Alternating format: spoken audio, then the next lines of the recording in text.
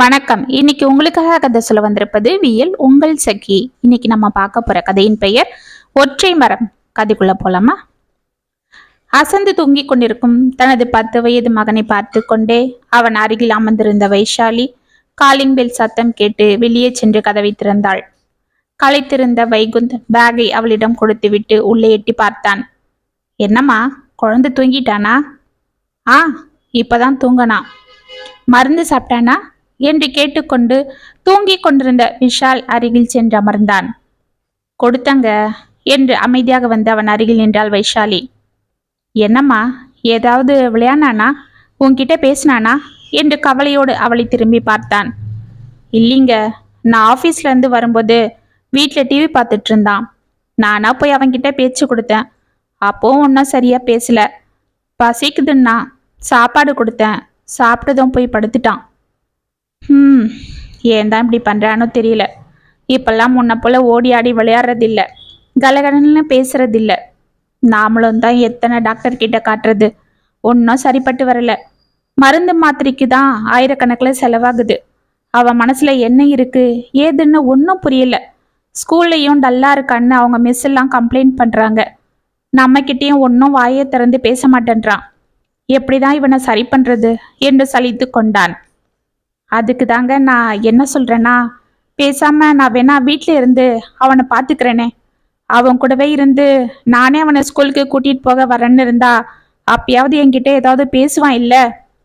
என்ன வேஷு, என்ன பேசுற நீ? நாம 2 பேரும் சம்பாதிச்சாதான் இங்க காலத்தை ஓட்ட முடியும். பார்த்த இல்ல இங்க மருந்துக்கு மாத்திரைக்கெல்லாம் எவ்வளவு செலவாகுதுன்னு. சாதாரணமா எங்கேயாவது வெளியில போகணும்னா கூட குறைஞ்சது 2000ஆவது செலவாகும். அப்படி இருக்கும்போது என் ஒரு சம்பளத்துல எதுவும் சமாளிக்க முடியாது. நானே இவ்வளவு செலவாயிட்டு இருக்கே, அப்படியும் இவனை சரி பண்ண முடியலையேன்னு கோவத்துல இருக்கேன். நீ என்னவோ எரியற நெருப்புல எண்ணெய் ஊத்துற போல ஐடியா சொல்ற. இல்லைங்க, அதுக்கு இல்ல. இதோ பாரு, நீ எதுவும் பேசாத. இந்த காலத்துல பணம் தான் எல்லாம். அதை எப்படி பாதுகாக்கணும், எப்படி சேர்த்து வைக்கணும்ன்றதெல்லாம் எனக்கு தான் தெரியும். அதனாலதான் ஊர்ல இருக்க எங்க சொந்தக்காரங்க கிட்ட கூட நான் எதுவும் பேச்சுவார்த்தை போக்குவரத்து வச்சுக்கிறது இல்ல. ஏன்னா முகம் கொடுத்து யார்கிட்டயாவது பேச ஆரம்பிச்சோம், அவ்வளவுதான். மாமா மச்சானு எவனாவது மாசம் 10 நாள் வந்து இங்க டேரா போட்டுடுவான். அப்புறம் அவங்களுக்கு யாரு செலவு பண்ணிட்டு இருக்கிறது? போதும். அந்த காலத்துல எங்க அப்பா அக்கா தங்க அண்ணா தம்பின்னு எல்லாரையும் சேர்த்து வச்சுக்கிட்டு செலவு பண்ணதெல்லாம் 1 ரூபாய் சேர்த்து வைக்காம எங்களை அம்போன்னு விட்டுட்டு போயிட்டாரு. ஏங்க, அவர் எங்க உங்களை அம்போன்னு விட்டுட்டு போனாரு? நல்ல படிப்பை கொடுத்துட்டு தானே போனாரு. அதனால தானே இன்னைக்கு நீங்க கை நிறைய சம்பாதிக்கிறீங்க. ஏய், நான் சம்பாதிக்கிறேன்னா அது என்னோட திறமை. நான் கஷ்டப்பட்டு படிச்சதுனால.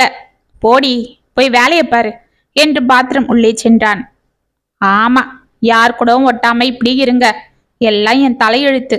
அண்ணன் தம்பி சித்தப்பா சித்தி அத்தை மாமான்னு கூட்டு குடும்பத்துல பிறந்துட்டு யாரையும் போய் பார்க்கவும் முடியல, யாரையும் வீட்டுக்கு கூப்பிடவும் முடியல. என்னைக்கு இவரை காதலிச்சு கல்யாணம் பண்ணிட்டு வந்தனோ அன்னைக்கே எல்லாத்தையும் மூட்டை கட்டியாச்சு. ஒரு மிஷினை போலதான் வாழ்க்கை ஓடிட்டு இருக்கு என்று முணுமுணுத்து கொண்டே கிச்சனுக்குள் சென்றாள். மறுநாள் காலை தூக்கத்திலிருந்து எழுந்த வைகுந்த் அமைதியாக எழுந்து கட்டிலில் அமர்ந்தான். அருகே விஷால் இல்லை. என்னங்க, எழுந்துட்டீங்களா என்று கேட்டுக்கொண்டு உள்ளே வந்தாள் வைஷாலி. ஆமா, குழந்தை எங்க? எழுந்துட்டானா? என்ன இன்னைக்கு சீக்கிரமா எழுந்துட்டு இருக்கான் என்று கேட்டுக்கொண்டே வெளியே சென்றான்.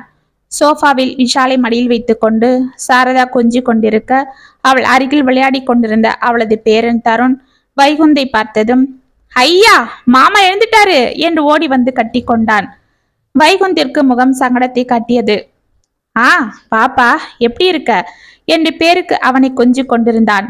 இதை பார்த்து வைஷாலி மனதிற்குள் சிரித்து கொண்டிருக்க, என்னப்பா வைகுந்த், இப்பதான் எழுந்தியா? அம்மாடி வைஷாலி, இந்தாம்மா பேப்பர் வாங்க கடத்திற்கு போனேன். அங்க இந்த கீரையை பார்த்தேன், நல்லா ஃப்ரெஷ்ஷா இருந்தது, அதுதான் வாங்கிட்டு வந்துட்டேன் என்று கையில் இருந்த கீரை கட்டை வைஷாலியிடம் கொடுத்தார். அவரை ஆச்சரியமாக பார்த்து கொண்டிருந்த வைகுந்த், சித்தப்பா நீங்க எப்ப வந்தீங்க என்று கேட்க, நாங்க ராத்திரியே வந்துட்டோம் கண்ணு என்றாள் சாரதா. ஆமா மாமா, நீங்க நல்லா தூங்கிட்டு இருந்தீங்க. அத்தை தான் வந்து கதவை திறந்தாங்க. நம்ம விஷாலும் எங்களை பார்த்து எழுந்துட்டான். நாங்க ரொம்ப நேரம் விளையாடிட்டு இருந்தோம். அப்புறம் தான் சாப்பிட்டு படுத்துக்கிட்டோம். என்னடா விஷால் என்றான் தருண். ஆமா அப்பா, நானும் தருண் கூட தான் பாட்டி தாத்தா பக்கத்துல படுத்துட்டு இருந்தேன் என்றான் விஷால். ஆ, இப்ப மட்டும் பேசு. நாங்க பேசினா மட்டும் எதுவும் பதில் சொல்லாத என்று வாய்க்குள் சினிங்கிய வைகுந்திற்கு மனதிற்குள் தனது மகனின் உற்சாகமான பேச்சை நீண்ட நாட்களுக்கு பிறகு கேட்பது சற்று ஆச்சரியத்தை அளித்தது. இதற்குள் அவனுக்கு காப்பி கொண்டு வந்து கொடுத்த வைஷாலி, என்னங்க, அத்தியும் மாமாவும் ராத்திரியே வந்துட்டாங்க என்றாள். ஏன் என்னை எழுப்பல? நான் தான்ப்பா எழுப்ப வேண்டான்னு சொன்னேன். நீயே அப்பதான் வந்து சாப்பிட்டு படுத்தன்னு நம்ம வைஷாலி கண்ணு சொல்லிச்சு. அதுதான் எதுக்கு தொந்தரவு பண்றதுன்னு உன்னை எழுப்ப வேண்டான்னு சொன்னேன். என்ன கண்ணு இப்படி அழைச்சி இருக்க? குழந்தைய ரொம்ப சோர்வா இருக்கான். ஒரு 4 நாள் லீவை போட்டுட்டு வந்து நம்ம ஊர்ல இருக்க கூடாது என்று சாரதா கூறி கொண்டிருக்க, எங்க அண்ணன் இருந்த வரைக்கும் சித்தப்பா சித்தின்னு நம்ம கையை பிடிச்சிக்கிட்டு சுத்திட்டு இருந்தான். அவர் போனதும் இவன் பெரிய மனுஷன் ஆகிட்டான். படிப்பு உத்தியோகம்னு இந்த சென்னையில எந்த சொந்த பந்தமோ எதுவும் ஒட்டு உறவு இல்லாம வந்து கிடக்கான். 4 கிழமன்னா கூட அந்த பக்கம் வந்து எட்டி பார்க்கறது இல்ல என்றார் தனபால் சலிப்பாக. எங்க சித்தப்பா, இங்க வேலை அந்த மாதிரி என்று சிரித்து கொண்டே வந்து சோஃபாவில் அவர் அருகில் அமர்ந்தான் வைகுந்த். ஆமா, எதுனா சொல்லு. சரி, நீ வரலன்னா பரவாயில்ல, குழந்தையும் மருமகளையும் அனுப்பலாம் இல்ல. பாரு, குழந்தைக்கு நாங்களாம் யாரு என்ன எதுன்னே தெரியல. சித்தப்பா, அதெல்லாம் உனக்கு தெரியும். நாங்க போட்டோல கட்டி சொல்லி கொடுத்துக்கிட்டு தான் இருக்கோம். ஆ, மனுஷ பையலுங்க உயிரோட இருக்கும் போது பழகாம போட்டோல கட்டி என்னத்த சொந்தத்தை வளர்த்துட போறீங்க? அந்த காலத்துல எங்க தாத்தாரெல்லாம் நாங்க பிறக்கும் போது இல்ல. அதனால போட்டோல கட்டி எங்களுக்கு சொன்னாங்க எங்க பெரியவங்க. ஆனா இப்ப நீங்களாம் நாங்க உயிரோட இருக்கும் போதே போட்டோல காட்டுறீங்க. என்ன காலமோ இது என்று பெருமூச்சு விட்டார். சித்தப்பா, அதெல்லாம் ஒன்றும் இல்லை. நீங்க போய் குளிச்சுட்டு வாங்க, சாப்பிடலாம். ஆ அப்பா, பாட்டி எனக்கு முறுக்கு அதிரசம் எல்லாம் செஞ்சு எடுத்துட்டு வந்திருக்காங்க. நான் அதுதான் சாப்பிட போறேன் என்றான் விஷால். ஏய், அதெல்லாம் இப்ப எதுக்கு? காலையில டிஃபன் சாப்பிடுவா, ஸ்கூலுக்கு போகணும் இல்ல என்றான் வைகுந்த். இல்ல, நான் இன்னைக்கு லீவ் போட போறேன். ஏய், எதுக்கு? அதெல்லாம் முடியாது. என்னங்க, இருக்கட்டுங்க, பரவாயில்ல. நம்ம அத்தைக்கு ஏதோ எம்ஆர்ஐ ஸ்கேன் எடுக்கணுமா. அங்க ஊர்ல டாக்டர் தான் எழுதி கொடுத்துருக்காங்க. அப்படியே அவங்கள கூட்டிட்டு போகணும் இல்ல என்றாள் வைஷாலி. அப்படியா, என்னாச்சு சித்திக்கு என்றான் வைகுந்த் சாரதாவை பார்த்து கொண்டு. ஒன்னும் இல்லப்பா, போன வாரம் நம்ம கிணத்துக்கிட்ட பாசி இருக்குதுன்னு அதை தேய்ச்சி கழுவலாம்னு போயிருக்கா. அப்ப வழிக்கு விழுந்துட்டா. காலு கொஞ்சம் வீங்கி இருந்தது. டாக்டருங்க ஒன்னும் இல்லைன்னு தான் சொன்னாங்க. ஆனாலும் உன் தங்கச்சிக்கு பயம். அவ டாக்டரை போட்டு குடஞ்சிட்டா. அதுதான் எதுக்கும் இருக்கட்டும்னு டாக்டர் ஒரு எம்ஆர்ஐ ஸ்கேன் எடுக்க சொன்னாங்க. அவதான் இவளை கூட்டிட்டு வரா போல இருந்தது. ஊர்ல அறுவடை நேரம், அதனால தான் நான் அவளை பார்த்துக்க சொல்லிட்டு நானே கூட்டிட்டு வந்தேன்.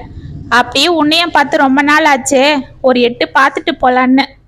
எங்க கூட இந்த வாலு பயலும் ஒட்டிக்கிட்டான் என்று தருணை கட்டி கொண்டு சிரித்தார் தனபால். ஆமா, நான் பாட்டி தாத்தா விட்டுட்டு இருக்க மாட்டேன் என்றான் தருண். அப்ப ஸ்கூலு? அது பரவாயில்ல மாமா, நான் படிச்சுப்பேன். இன்னைக்கு ஒரு நாள் தானே லீவு. இன்னைக்கு ஃப்ரைடே, நாளைக்கு சாட்டர்டே சண்டே, எப்படியும் ஸ்கூலே லீவா தான் இருக்கும். அதுதான் வந்துட்டேன் என்றான் தருண் உற்சாகமாக. அது சரி என்று தலை ஆட்டினான் வைகுந்த். ஆமாப்பா, நானும் அதுக்கு தான் லீவ் போட போறேன் என்று விஷால் கெஞ்ச, என்னங்க, நானும் 2 நாள் லீவ் போட்டுட்டு அவங்கள ஆஸ்பத்திரிக்கு கூட்டிட்டு போறேன் என்றாள் வைஷாலி. என் தங்கம், சும்மாவா சொல்லிட்டு இருந்தாங்க எங்க அக்கா? மருமக விஷயத்துல நான் கொடுத்து வச்சேன்னு. அவங்க இருந்த வரைக்கும் உன் பேச்சுதான் உங்களுக்கு என்று வைஷாலிக்கு திருஷ்டி கழித்தாள் சாரதா. சரி, எல்லாம் திட்டம் போட்டுதான் நடக்குது போல இருக்கு. ஆனாலும் இந்த வைஷாலிக்கு யாராவது வந்துடக்கூடாது. சின்ன குழந்தை போல லீவை போட்டுட்டு அவங்க கூட சேர்ந்து ஊரை சுத்த கிளம்பிடுவா. பணம் என்ன மரத்துலயா காய்க்குது? செலவுக்கு ஏதாவது பணம் கிணம் கேட்கட்டும், அப்ப பாத்துக்கிறேன் இவளை. ஆனா இந்த மாசம் சம்பள பணம் அவ அக்கௌண்ட்ல தானே இருக்கு. இன்னும் நான் அதை வாங்கலையே. போச்சு, இனிமே எங்க இருந்து வாங்குறது? அவ்வளவுதான். இதுக்குதான் இந்த சொந்தக்காரங்களை கிட்ட சேர்க்காம இருந்தேன். எல்லாம் என் தலை விதி என்று தனக்கு தானே புலம்பிக் கொண்டு ஆபீஸிற்கு புறப்பட உள்ளே செல்ல எழுந்தான். சரி, இன்னைக்கு என்ன டிஃபன் செய்யட்டும் என்றாள் வைஷாலி பிள்ளைகளை பார்த்து கொண்டு. அத்தை, எனக்கு பூரி கிழங்கு என்றான் தருண். அப்படின்னா எனக்கும் அதேதாம்மா என்றான் விஷால். நீண்ட நாட்களுக்கு பிறகு தனது மகன் இப்படி ஆர்வமாக தன்னை பார்த்து சாப்பிட கேட்பதை பார்த்த வைஷாலிக்கு கண்களில் கண்ணீர் தேங்கியது. அவனை வாரி அணைத்து, சரிடா கண்ணு, பூரியே செஞ்சிடுறேன் என்றாள். அம்மாடி, எங்களுக்கு எண்ணெய் பலகாரம் வேண்டாம் கண்ணு, பசங்களுக்கு வேணா செய், நாம தான் வெளியில போறோம் இல்ல, அங்க நாங்க 2 இட்லி வாங்கி சாப்பிட்டுக்கிறோம் என்றார் தனபால். ஆ, அதெல்லாம் எதுக்கு மாமா, நானே வீட்டுல இட்லி ஊத்திடுறேன். மாவு இல்லைன்னு சொன்னேன் விஷாலி என்றான் வைகுந்த் பரபரப்பாக.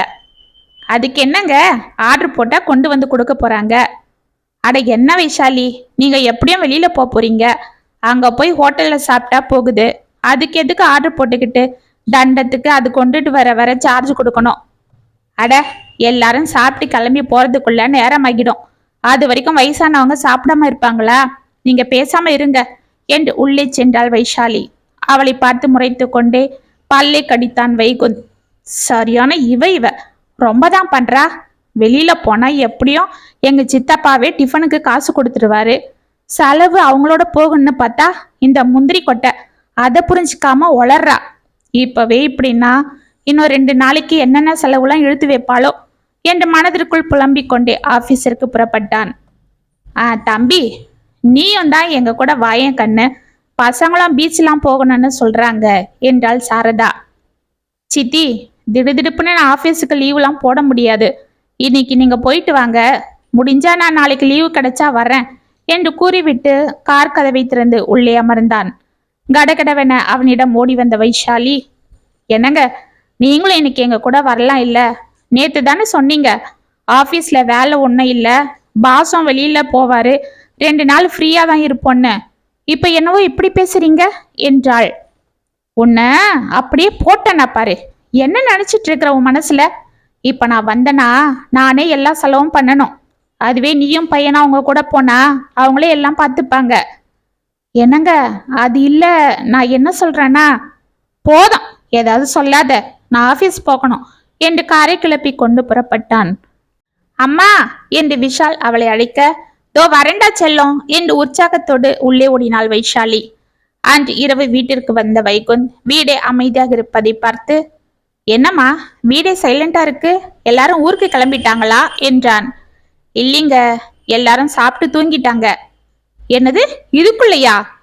ஆமாங்க, இன்னைக்கு ஆஸ்பத்திரிக்கு போயிட்டு பசங்க அப்படியே பீச்சுக்கு போகணும்னு ஒரே அடம், சரின்னு அங்கிருந்து கால் டாக்ஸி புக் பண்ணிக்கிட்டு போனோம். அங்க ஒரே ஆட்டம், ரொம்ப நாள் கழிச்சு நம்ம விஷாலும் தருண் கூட சேர்ந்துக்கிட்டு என்னம்மா ஆட்டம் போட்டான் தெரியுமா, அதுதான் ஆச்சரியமா இருந்தது. அந்த அசதியில தான் எல்லாரும் தூங்கிட்டாங்க, அவங்க கூடவே இவனும் தூங்கிட்டான். கால் டாக்ஸில போனீங்களா? எதுக்கு, பஸ்ல போகலாம் இல்ல? என்னங்க, அத்தைக்கு கால் வலி, இப்போ போய் பஸ்ல எப்படி போறது? சரி, கால் டாக்ஸிக்கு பணம் யாரு கொடுத்தது? நான் தான். என்னடி சொல்ற? ஆமாங்க, மாமா தான் முதல்ல பணம் கொடுத்தாரு, அந்த டிரைவர் கிட்ட மீதி பணம் கொடுக்க சில்லறை இல்ல, அங்க எங்கேயும் சில்லறையும் கிடைக்கல, அதுதான் நானே கூகுள் பே பண்ணிட்டேன். ஏய், சில்லறை கிடைக்கலன்னா எங்கேயாவது போய் வாங்கிட்டு வர வேண்டியது தானே, அதுக்காக நீ ஏன் கொடுத்த? முதல்ல அந்த கூகுள் பே எடுக்கணும் என்று கத்தினான். போது நிறுத்துங்க, எல்லாத்துக்கும் கணக்கு பார்த்துக்கிட்டு, நியாயமா நம்ம வீட்டுக்கு வந்தவங்களுக்கு நாம தான் எல்லாம் செய்யணும், நீங்க என்னவோ ஒரு நல்ல சாப்பாடு கூட செய்ய விடாம இப்படி பண்றீங்க, அதுக்கு தான் நான் உங்களை வெளியில கூட்டிட்டு போயிட்டேன்.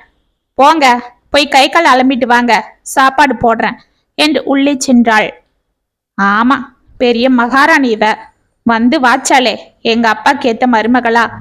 இப்ப என்ன தெரியும், 4 காசு இருந்தாதான் எல்லாரும் மதிப்பாங்க, இருக்கிறதெல்லாம் செலவு பண்ணிட்டு ஓட்டாண்டியா உக்காந்துட்டு இருந்தா எவனும் திரும்பி கூட பார்க்க மாட்டான், அப்ப இந்த சொந்தம்லாம் எங்க இருக்குதுன்னு கூட தெரியாது என்று முனறிக்கொண்டே உள்ளே சென்றான். மறுநாள் காலை பிள்ளைகள் சினிமாவிற்கு செல்ல வேண்டும் என்று அடம் பிடிக்க வைஷாலி சரி என்று படத்திற்கு செல்ல ஏற்பாடு செய்து கொண்டிருந்தாள். இம்முறை அவர்களை தனியே விட்டால் இந்த மாத சம்பளம் அவ்வளவுதான் என்று மனதிற்குள் திட்டம் போட்ட வைகுந்த் நானும் வருகிறேன் என்று அவர்களுடன் கிளம்ப பிள்ளைகள் உற்சாகமாகினர். அன்று படத்திற்கு சென்று விட்டு வெளியே வந்ததும், என்னங்க, வீட்டுக்கு போய் சமைக்கிறதுக்குள்ள லேட் ஆகிடும், அதனால ஹோட்டலையே சாப்பிட்டு போயிடலாம் என்றாள் வைஷாலி. ஆமாப்பா, பாவம், வீட்டுக்கு போய் இன்னும் அவையெல்லாம் செய்யணும், அவளுக்கு அலைச்சலா இருக்கும் வேற என்றார் தனபால். வைகுந்த் திரு திருவென விழிக்க, என்ன மாமா யோசிக்கிறீங்க? எனக்கு பிரியாணி வேணும், வாங்க நான்வெஜ் ஹோட்டலுக்கு போலாம் என்றான் தருண். இவன் ஒருத்தன் ஏற்கனவே சினிமாக்கு கார் பெட்ரோலுக்குன்னு ஏகத்துக்கும் செலவு, இதுல உள்ள சும்மா இல்லாம பாப்கார்னு ஐஸ்கிரீமு பிரெஞ்சு ஃப்ரைஸ்ன்னு என் உயிர் எடுத்துட்டானுங்க. இவனோட சேர்ந்து இந்த விஷாலும் ஒரே அமக்கலம். அதுக்கே பர்சு பழுத்துடுச்சு, இதுல நான்வெஜ் ஹோட்டல்னா அவ்வளவுதான் என்று மனதிற்குள் புலம்பிய வைகுந்த், ஆ அதெல்லாம் வேண்டாம், இன்னைக்கு சனிக்கிழமை நான்வெஜ்லாம் சாப்பிடக்கூடாது, நாம வெஜிடேரியன் ஹோட்டலுக்கே போலாம் என்றான். ஆமாண்டா, எனக்கும் அது ஞாபகம் இல்ல பாரு என்றாள் சாரதா. ஆ அதெல்லாம் முடியாது, எனக்கு நான்வெஜ் தான் வேணும் என்றான் தருண். தருண் அமைதியா இரு, நாளைக்கு சண்டே தானே, அத்தை உனக்கு சிக்கன் பிரியாணி ஃபிஷ் ஃப்ரை எல்லாம் செய்கிறேன் என்றாள் வைஷாலி. ஓகே என்று தலை ஆட்டினான் தருண். அப்ப எனக்கும் ஓகே என்றான் விஷால். ஒரு வழியாக அனைவரும் சாப்பிட்டு விட்டு வீட்டிற்கு கிளம்பினர். மறுநாள் காலை வைஷாலி கூடையுடன் வந்து நிற்க அவளை முறைத்து கொண்டே எழுந்து மார்க்கெட்டிற்கு புறப்பட்டான் வைகுந்த். சிக்கன் மட்டன் ஃபிஷ் என்று வாங்கி வர அன்று அடுப்பில் அது கொதித்து கொண்டிருப்பது போல் அவன் வயிறும் கொதித்து கொண்டிருந்தது. அன்று மாலை சாரதாவும் தனபாலும் வெளியே சென்று வருவதாக கூறிவிட்டு எங்கோ சென்றனர். தருணும் விஷாலும் வெளியே விளையாடி கொண்டிருக்க உள்ளே கட்டிலில் துணிகளை மடித்து கொண்டிருந்த வைஷாலியிடம் வந்து அவள் அருகே தொப்பன் அமர்ந்தான் வைகுந்த். என்னங்க, என்னாச்சு? காப்பி போடவா? ஆ போடு, என் தலையில கல்ல தூக்கி போடு. ஏங்க எதுக்கு இவ்வளோ கோபம்? இதோ பாரு, பண்றதெல்லாம் பண்ணிட்டு இப்படி ஒண்ணுமே தெரியாதது போல பேசாத. நான் என்னங்க பண்ண? உங்க சித்தப்பா சித்திய நல்லாதானே பார்த்துட்டு இருக்கேன். ஆ பாக்குற, உன்னை யார் இப்ப அதெல்லாம் கேட்டாங்க? ஏண்டி, நானே பணத்தை எப்படிலாம் சேர்த்து வைக்க முடியுமோ அப்படிலாம் சிக்கனை பண்ணி சேர்த்துட்டு இருக்கிறேன். எதுக்காக அப்படி சேர்க்கிறேன்? எல்லாம் உங்களுக்காக தான், நம்ம பையனுக்காக தான். ஆனா உனக்கு அந்த அக்கறை இருக்கா? நீ என்னவோ அவங்க வந்ததுல இருந்து பணத்தை தண்ணி போல செலவு பண்ற. இந்த காலத்துல தண்ணிய கூட பார்த்துதான் செலவு பண்ணணும். ஆனா நீ என்னடான்னா சின்ன குழந்தை போல அவங்க கூட சேர்ந்துக்கிட்டு ஹோட்டலுக்கு போலான்ற, ஐஸ்கிரீம் வாங்க போற, பாப்கார்ன் வாங்குற, சிக்கன் மட்டன் லிஸ்ட் கொடுக்குற, அவங்களுக்கு துணி வாங்கி வச்சு கொடுக்கணும்ன்ற. ஏங்க, ரொம்ப நாள் கழிச்சு வந்திருக்காங்க, அவங்களை எப்படி அப்படி அனுப்புறது? அதுவும் இல்லாம உங்க தங்கச்சி பையனும் வந்திருக்கான், அவனுக்கு ஒரு சட்டை துணி கூட எடுத்து கொடுத்து அனுப்பலன்னா உங்க தங்க என்ன நினைப்பா? ஆமா நினைப்பா, அவளுக்கு என்ன, ஊர்ல உட்காந்துக்கிட்டு எல்லாம் நினைப்பா. அந்த கிராமத்துல எல்லாம் அவங்களுக்கு விலை கம்மியா கிடைக்கும், நமக்கு அப்படியா? ஏங்க, எங்கேயுமே விலைவாசி ஒண்ணுதானுங்க. போதும் குதர்க்கம் பேசாத. அவ என்ன என் கூட பிறந்த தங்கச்சியா? என் கூட பிறந்தவ வந்தாலே நான் இவ்வளவு செலவு பண்ண மாட்டேன். அதுதான், அவங்க யாரும் வர்றது கூட இல்ல என்று முணுமுணுத்தாள். என்னது, என்ன சொன்ன? ஆ ஒன்னே இல்லைங்க. ஏங்க, ஏன் அப்படிலாம் பேசுறீங்க? அப்படிலாம் உங்க அப்பா நினைச்சிருந்தா உங்க சித்தப்பா அத்தைக்கெல்லாம் அவரை செஞ்சிருப்பாரா? அவங்க தான் அவர் மேல பாசமா இருந்திருப்பாங்களா? இன்னைக்கு உங்க சித்தப்பா எதுக்கு எடுத்தாலும் எங்க அண்ணன் அண்ணன்னு உங்க அப்பாவை தானே எல்லாத்துக்கும் உதாரணமா சொல்றாரு. ஆமா பாசம், அந்த பாசத்தை வச்சுக்கிட்டு என்ன பண்றது? கடையில போய் 1/4 கிலோ அரிசி வாங்கிட்டு பார்க்கலாம். இப்ப நீங்க தான் குதர்க்கமா பேசுறீங்க. என்ன என்ன நான் பேசிட்டேன்? பின்ன என்னங்க, அவங்க வந்தது செலவு செலவுன்னு அதே தான் நீங்க சொல்றீங்களே தவிர அதனால எவ்வளவு நல்லது நடந்திருக்குன்னு நீங்க பார்க்கல. என்னடி அவங்க வந்ததுல நல்லது நடந்துடுச்சு? அங்க பாருங்க என்று வாசலை காட்டினாள். வெளியே எட்டி பார்த்தான் வைகுந்த். அங்கே தருணும் விஷாலும் விளையாடி கொண்டிருந்தனர். விஷால் உற்சாகத்தோடு சிரித்து கொண்டே ஓடிக்கொண்டிருக்க தருண் அவனை பிடிக்க முடியாமல் அவன் பின்னால் ஓடிக்கொண்டிருந்தான். பாத்தீங்களா, 6 மாசமா நம்ம கூட பேசாம உம்முன்னு எதையோ பறி கொடுத்தது போல இருந்த நம்ம பையன் இன்னைக்கு எப்படி சந்தோஷமா தருண் கூட விளையாடுறான். நாமளா 10 கேள்வி கேட்டா ஒரு கேள்விக்கு மட்டும் பதில சொல்லிட்டு அவன் பாட்டுக்கு உள்ள எழுந்து போயிடுவான். ஆனா இந்த 2 நாளா அம்மா அம்மான்னு என்னை சுத்தி சுத்தி வர்றான். அது வேணும் இது வேணும்னு தருண் கூட சேர்ந்துக்கிட்டு சந்தோஷமா கேக்குறான். என் குழந்தை என்கிட்ட பேச மாட்டானா? மற்ற குழந்தைங்க போல என்கிட்ட கலகலப்பா இருக்க மாட்டானு 6 மாசமா நான் தவிச்சேன். அந்த தவிப்பு எனக்கு தான் தெரியும். நாமளும் எத்தனை டாக்டர் கிட்ட அவனை காட்டோம். யாராவது அவனை சரி பண்ண முடிஞ்சுதா? அவன் மனசுல ஏதோ இருக்குது, அது என்னன்னு கண்டுபிடிக்கணும்னு தான் சொன்னாங்களே தவிர வேற ஒன்னும் அவங்களால பண்ண முடியல. அப்படி அவன் மனசுல என்ன அழுத்தம் இருக்குன்னு நாம தெரிஞ்சுக்க எவ்வளவு போராடணும்.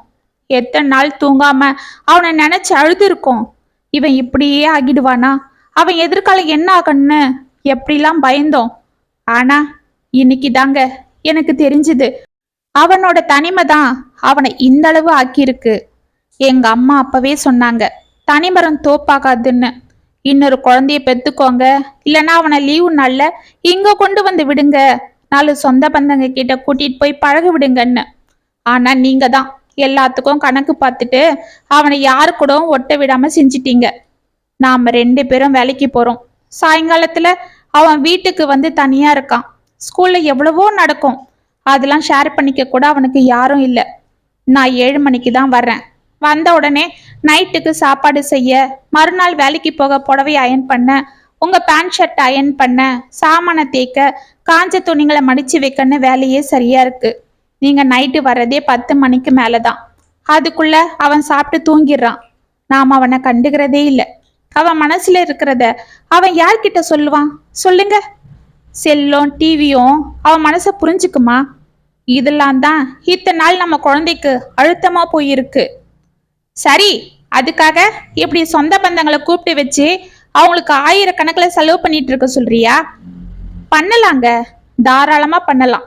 இந்த செலவெல்லாம் நமக்கு சந்தோஷமும் நன்மையும் தான் கிடைக்கும். இது சந்தோஷ செலவு, இது நமக்கு வரவு தான். ஆமா, சொந்தத்தை சேர்க்கிற வரவு.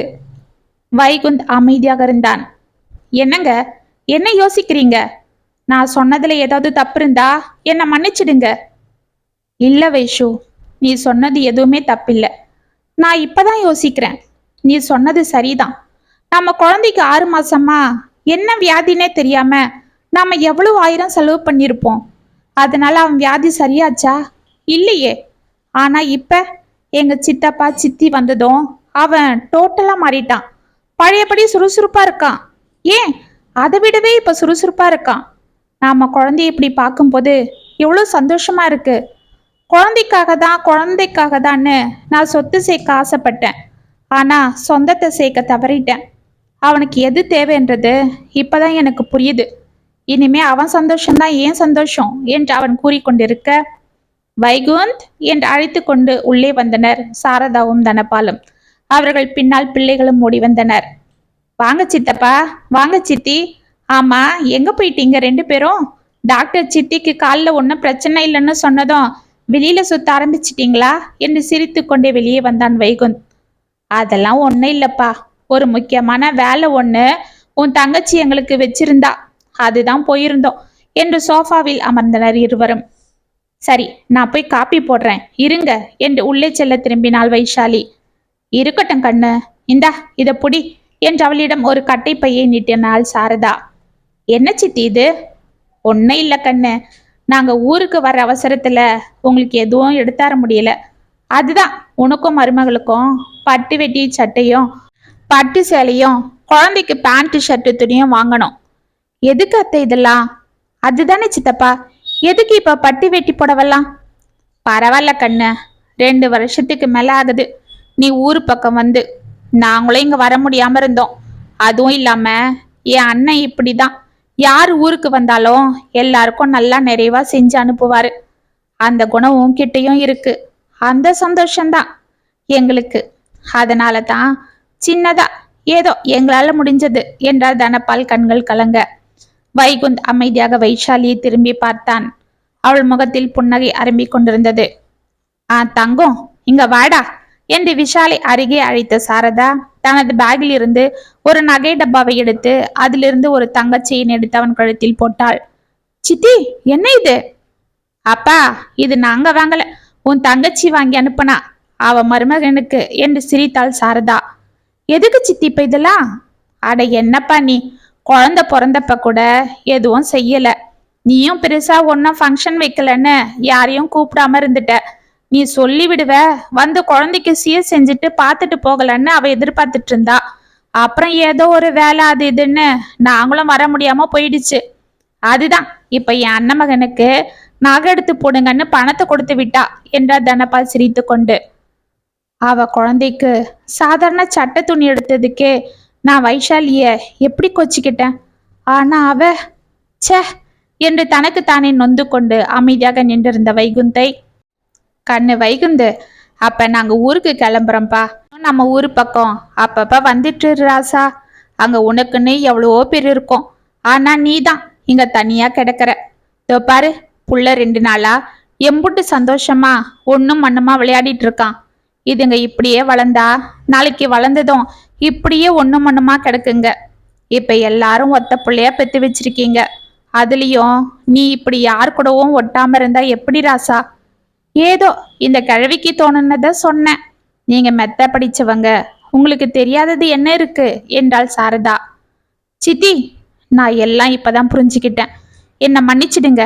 இனிமே நாங்க குழந்தைய கூட்டிட்டு அடிக்கடி ஊருக்கு வருவோம். நீங்களும் வாங்க, தங்கச்சியும் வர சொல்லுங்க.